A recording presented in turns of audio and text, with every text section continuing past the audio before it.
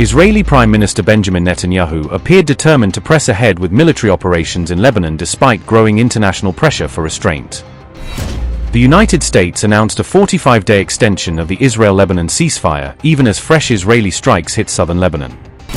At least 6 people were killed in the latest Israeli attack, while Hezbollah reportedly responded with new drone strikes.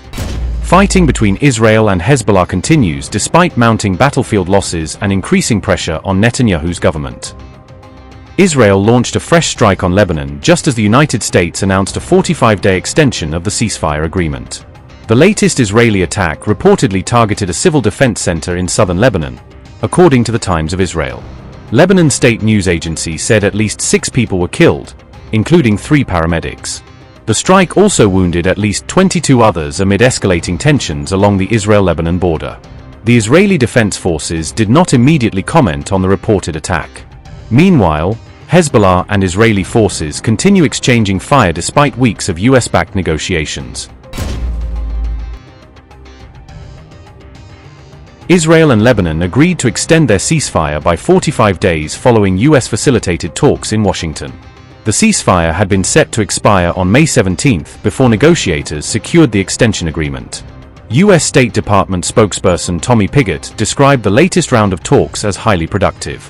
Tommy Pigott said, and I quote, "On May the 14th and 15th, the United States hosted 2 days of highly productive talks between Israel and Lebanon.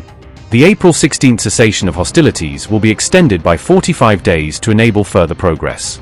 The State Department will reconvene the political track of negotiations on June 2nd and June 3rd. In addition, a security track will be launched at the Pentagon on May 29th with military delegations from both countries. We hope these discussions will advance lasting peace between the two countries, full recognition of each other's sovereignty and territorial integrity, and establishing genuine security along their shared border."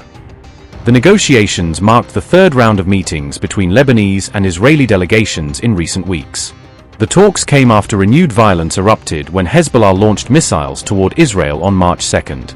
Several Israeli soldiers have reportedly been killed in ongoing clashes with Hezbollah since March.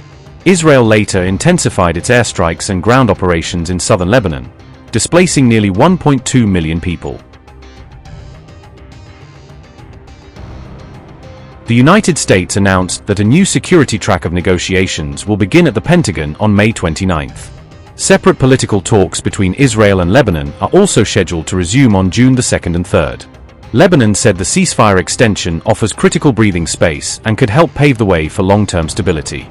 Israel, however, continues to insist that Hezbollah must be disarmed under any future peace agreement. Iran has linked ending Israel's military campaign in Lebanon to broader negotiations over the wider regional conflict. Meanwhile, U.S. Iran peace talks have reportedly stalled, with President Trump now considering renewed military action against Iran.